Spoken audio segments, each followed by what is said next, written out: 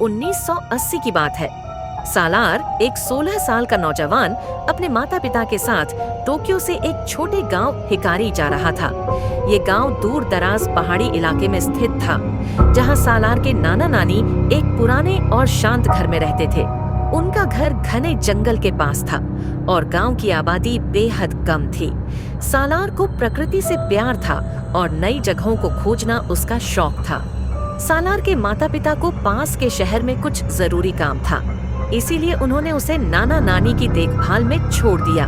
सालार इस फैसले से खुश था, क्योंकि वह जंगल और गांव के आसपास आजादी से घूम सकता था। माता पिता के जाने के तीसरे दिन सालार गांव के पास जंगल में घूम रहा था। वह अलग अलग रंग के पत्थर और पेड़ों की शाखाएं इकट्ठा कर रहा था, जब अचानक उसे एक भारी और धीमी आवाज सुनाई दी, जैसे कोई दूर से सरगोशी कर रहा हो। सालार ने आवाज की ओर देखा और एक अजीब दृश्य ने उसके कदम रोक दिए। सामने एक भयानक एम-स्ट्रीचर खड़ी थी। वह किसी औरत की तरह लग रही थी, लेकिन उसकी कद काठी असामान्य थी, लगभग 8 फीट लंबी। उसकी त्वचा भूरी और झुर्रियों से भरी हुई थी। उसके बाल उलझे हुए और गहरे काले थे। सबसे ज्यादा डरावनी उसकी आंखें थीं, या यूं कहें कि आंखों की जगह गहरे खाली गड्ढे थे। वह चुपचाप सालार को घूर रही थी, जैसे वह उसका ही इंतजार कर रही हो। सालार की जुबान बंद हो गई और शरीर कांपने लगा। उसने पूरी ताकत से खुद को संभाला और जंगल से भागते हुए नाना नानी के घर पहुंचा। घर पहुंचते ही सालार ने हांफते कांपते अपनी नानी को सब कुछ बताया। नानी के चेहरे पर डर के साए छा गए। उन्होंने तुरंत सालार को बांह से पकड़ा और पूछा, बेटा तुमने क्या देखा? पूरी बात बताओ, ये सब कुछ बहुत खतरनाक हो सकता है। नाना ने गहरी सांस ली और सालार के माता पिता को फोन करने की कोशिश की, लेकिन वे शहर में व्यस्त थे और फोन नहीं उठा सके। नाना ने उन्हें संदेश छोड़ दिया कि वे तुरंत संपर्क करें।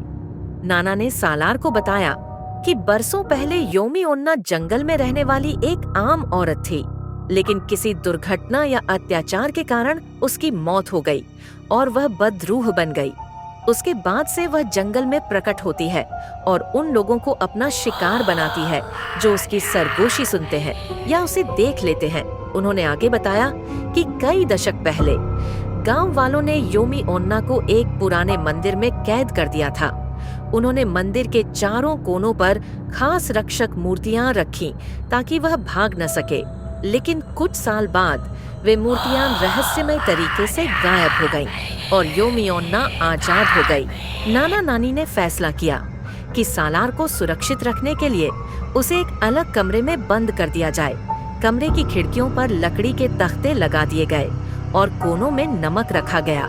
नानी ने सख्ती से कहा, कुछ भी हो जाए, तुम इस कमरे से बाहर नहीं आओगे। रात के समय सालार डर और बेचैनी के साथ कमरे में बैठा था। अचानक उसे अपने नाना की आवाज सुनाई दी, सालार, बाहर आ जाओ, मुझे तुम्हारी जरूरत है। लेकिन आवाज में एक अजीब सी खिंचावट थी जो प्राकृतिक नहीं लग रही थी। सालार ने दरवाजा खोलने की कोशिश की, लेकिन रुक गया। वह समझ गया कि यह आवाज असली नहीं हो सकती। अचानक कमरे के बाहर से सरगोशी की आवाजें आनी शुरू हो गई, जो धीरे धीरे एक खौफनाक चीख में बदल गई। सालार डर के मारे कांप रहा था और कमरे के बीचों बीच बैठ गया। बाहर से दरवाजे पर किसी के नाखूनों की खरोंच की आवाजें सुनाई दे रही थीं। और नमक जो कोने में रखा था वह काला होने लगा। किसी तरह सालार ने वह रात गुजारी। जब सुबह हुई, उसके माता पिता वापस आ गए और नाना नानी ने उन्हें पूरी स्थिति बताई।